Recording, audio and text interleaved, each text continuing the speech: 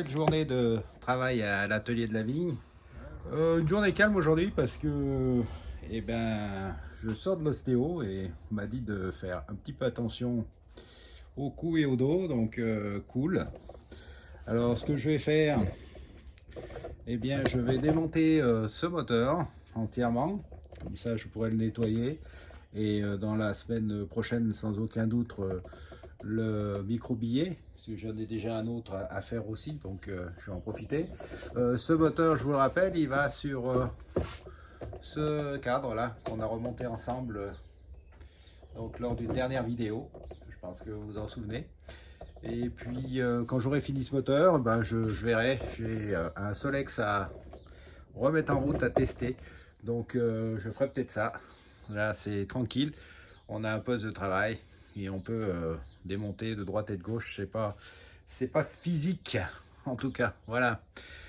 Autrement, quoi de spécial sur ce moteur? Enfin, vous le voyez, c'est un moteur qui a un certain temps déjà, donc il doit sans doute être bien calaminé, tout ça. Je sais pas en quel stage je vais le faire encore, faut qu'on décide avec le client.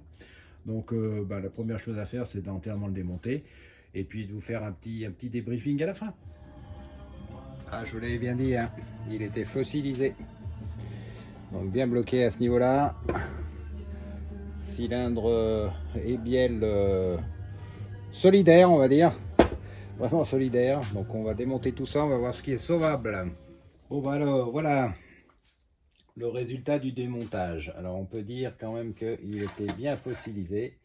Vous voyez, une corrosion interne, ça c'est certain. Beaucoup de crasse, mais bon, c'est sorti sans problème. J'ai même réussi à garder la collerette. Le roulement, encore un peu chaud, je pense que je vais le changer. Je sais pas ce que vous en pensez. Mettez-moi ça dans les commentaires. Au niveau du vilebrequin, il est en bon état, il est juste rouillé. On va décaper tout ça. Normalement, ça devrait repartir si c'est nécessaire. Après, des montages un petit peu curieux. Là, par exemple, vous avez le montage d'un joint SPI qui va normalement donc dans le carter moteur, qui est monté ici en embout de galet.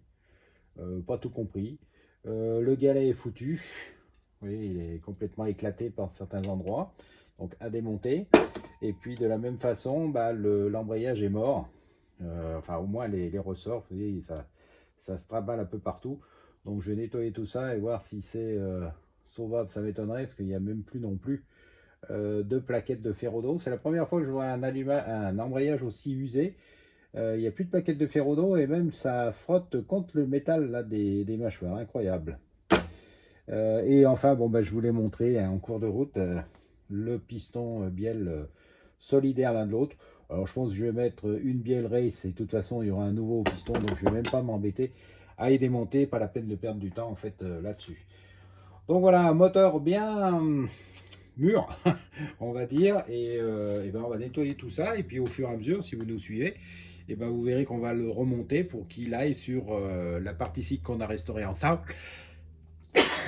Pardon. Et vous verrez que normalement, même en partant de là, on devrait arriver à avoir un moteur quand même en assez bon état de fonctionnement, voire même un peu péchu, si on va un peu plus loin. Après, je ne sais pas ce qu'on va réutiliser. Je crois que le monsieur voulait un carter tout alu. Bon, à voir de toute façon, mais même en partant de là, on arrive quand même normalement à refaire un moteur en bon état. Bon, qu'est-ce que je vais faire? Je vais finir de démonter les sous-ensembles qui me sont nécessaires, donc à savoir le galet, la platine d'allumage, etc. Et puis, on va commencer à passer tout ça tout doucement à l'ultrason.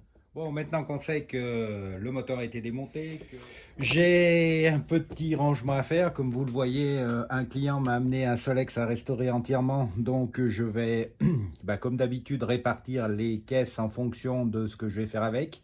Du sablage, de la peinture, du chromage, de la zinguerie, de la restauration en interne, etc. Donc à ranger, nettoyer. J'ai déjà fait le point sur toutes les pièces de cadre qui sont ici, prêtes à partir au décapage. Et puis j'ai également reçu, vous en souvenez là, les deux 5000 oranges qu'on avait remis en route. On avait changé les moteurs, amélioré les moteurs. J'ai reçu enfin les pneus, donc flanc blanc, pour changer ceux qui étaient vraiment pourris. Je vais les monter également. Comme ça, là aussi, ces deux Solex pourront quitter l'atelier. Et ben, ce qui sera bien, parce que ça me fera pas mal de place avec déjà ces trois en moins là. Ça serait excellent. Et puis, on a également, vous voyez, il y a quelques temps déjà mis les sacoches là-bas sur le Solex 1700 là, qui doit partir aussi. J'ai fait encore un essai routier, il marche très bien. Je vais repeaufiner le réglage des roues, c'est-à-dire les moyeux.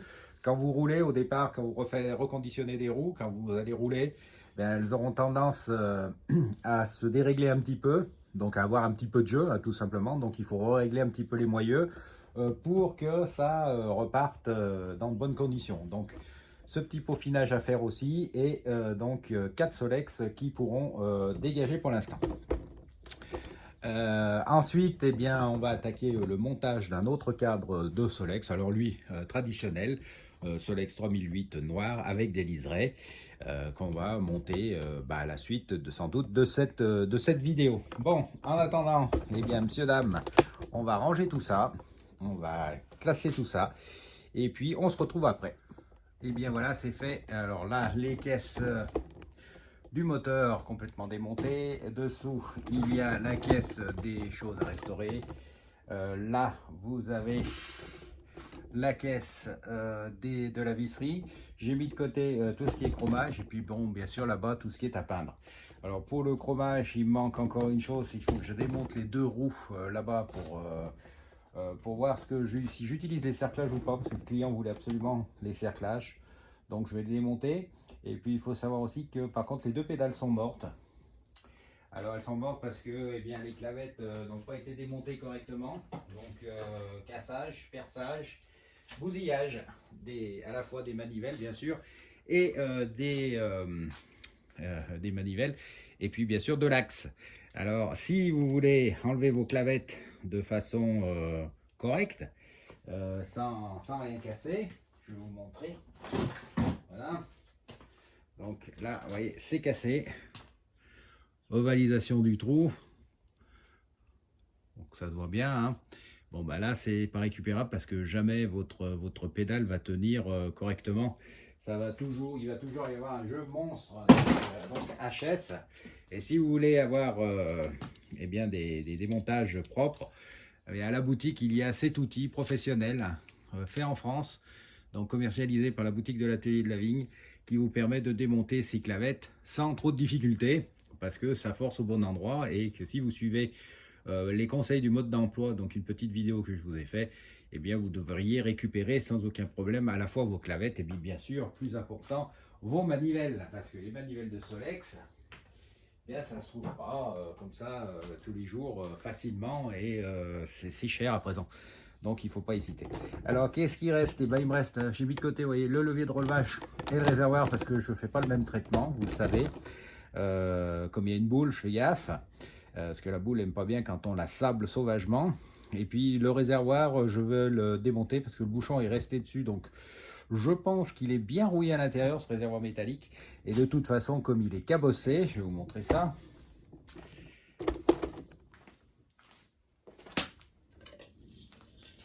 Comme il est cabossé, eh bien, il va falloir lui faire un traitement, bien sûr, carrosserie. Donc il faut l'ouvrir. Je vais ouvrir tout ça. Oh oui, il doit bien y avoir de la cochonnerie là-dedans. Et il faudra que je le nettoie, que je le sable à l'intérieur, que je le résine, bien sûr. Donc le traitement total pour ce petit réservoir de Solex, les premiers Solex, donc 3800, qui avaient un réservoir métallique, le même que les derniers 3003. Voilà. Les roues ont été démontées, et les moyeux aussi, donc on va faire bien sûr chromer ces cerclages. Donc on va mettre ça à part dans la caisse chrome.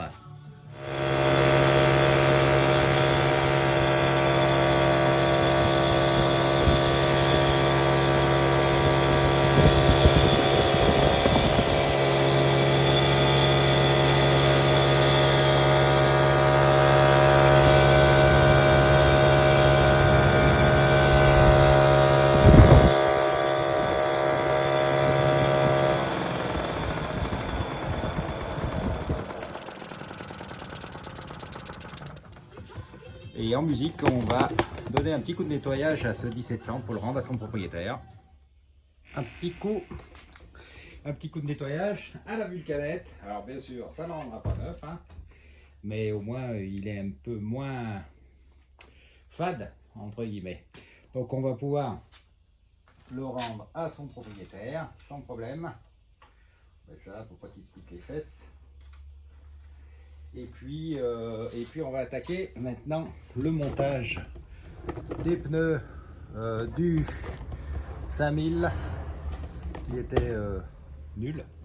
Voilà, plein de petites choses aujourd'hui à faire donc à l'atelier, mais c'est des petites choses qui sont nécessaires si on veut que bien sûr les Solex sortent aussi de l'atelier pour pouvoir en faire d'autres. Et voilà des vieux pneus qui vont partir à la benne. Et un joli 5000 avec ses beaux pneus neufs. Là au moins le monsieur pourra s'éclater un petit peu avec son nouveau moteur. S'éclater, mais de plaisir.